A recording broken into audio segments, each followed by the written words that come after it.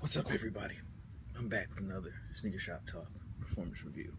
So, as you can tell, there's a pair of Kobe 8s. So, let's just go ahead and get right into it. Alright, I always like to start with the inner of the shoe. And really, man, it's real simple.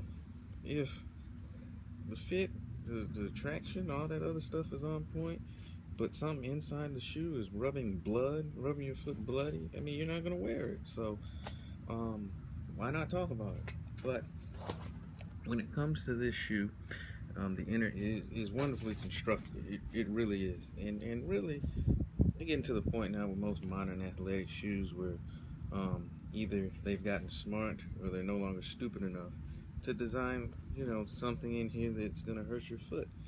And this shoe is no different. You do have some padding here around the Achilles area to help hold that area in. It does its job, but I'll come back to that in a minute. There aren't any seams within the inner of the shoe that's going to cause you any trouble.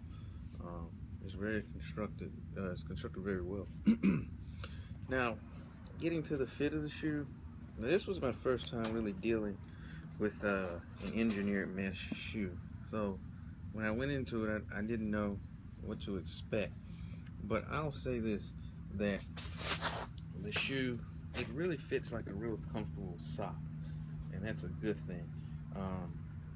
Once you slip your foot in here, one, you're treated to a great deal of comfort, but two, your foot just doesn't move anywhere.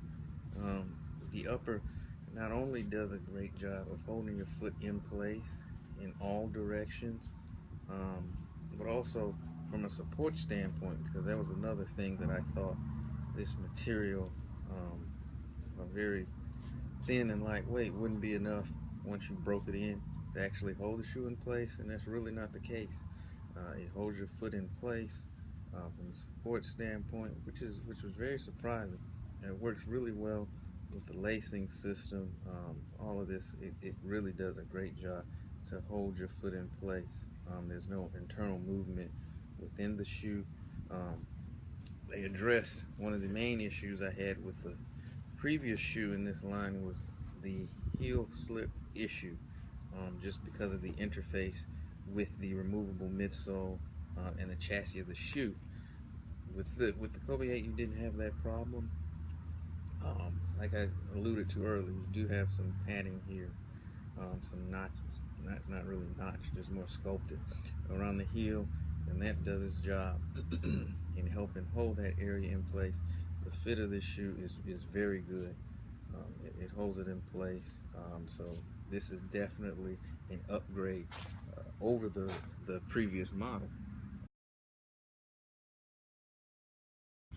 Now, the cushioning for this shoe is provided by a removable full-length Lunarlon midsole here. Okay, so it's a foam-based cushioning, and I was actually pleasantly surprised and impressed with the level of cushioning that the Lunarlon provided. I thought it might bottom out. I thought it might not be able to stand up to what I needed it to do, but actually, it does a good job.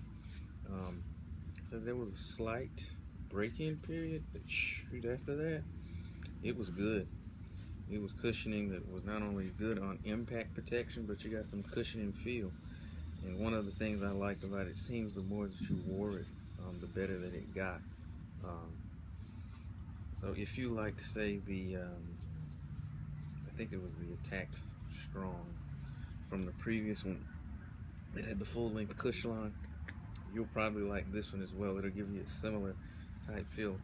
Now, this may be a little too soft for super big guys, but perimeter players, guard type players, the cushioning on this shoe will definitely it'll definitely get you where you need, and it feels really good. So kudos to whatever tinkering that they've made with the recipe for the Lunarlon, because it's a whole lot better than it was, and it makes me kind of excited to see what they're going to do in the future.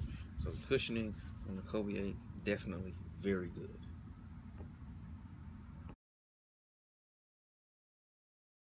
Alright, for the traction here, on the outsole, you've got two primary areas. You've got your herringbone section here, and then you've got this section that kind of looks like a scale that extends here, and then you've got more herringbone around the back of the heel. Um, with summing it up really quick, the tractioning is darn good. Just right out of the box, you can take these out of the box and go. There's no slippage whatsoever in any direction. This, as you can see, has a translucent outsole, but it's soft. But the rubber on this is soft enough to where it grips the floor very well, even on less than necessarily spectacularly maintained courts. Now it is sticky, so it will pick up the dust, but the adhesion of the dust didn't really cause too much of a degradation in the traction of the shoe. It held in place whether you're making hard cuts. Those of you who actually do play defense, it'll help in that aspect. Anything that you're doing on a basketball court, this is going to hold you in place from that standpoint. Also, kind of getting into stability a little bit. Now, there is a slight, and I don't even know if it will show it. There's a hair, maybe if I hold it got a little bit of an outrigger there.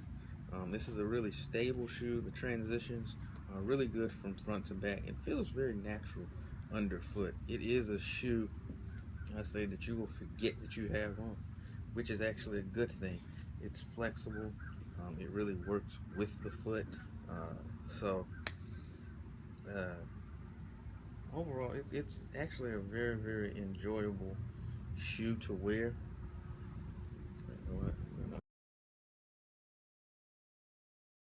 All right. So in closing, basically the Kobe 8 does everything well that the Kobe 7 sucked at, and continues on the things that that shoe and previous other shoes did well. It's a shoe, I'll say, that gets better the more you wear it, and that you'll enjoy wearing, which, in terms of a performance basketball shoe, is a good thing. It's going to offer good fit, good traction, good support, very stable as well. Like I said earlier, man, if you're a guard who's an attacking type player, this is definitely a shoe you want to take a look at. You can probably find it all over the place at a really good price. The big fellas, those you maybe need a firmer ride, or just crave something that's at least a mid-collar. So you probably want to look elsewhere. But overall, this is a great shoe. It's definitely a bounce back after the lackluster 7, and I definitely recommend it. So, with that being said, we are going to end this review. Thanks everyone for watching this Sneaker Shop Talk Performance Review.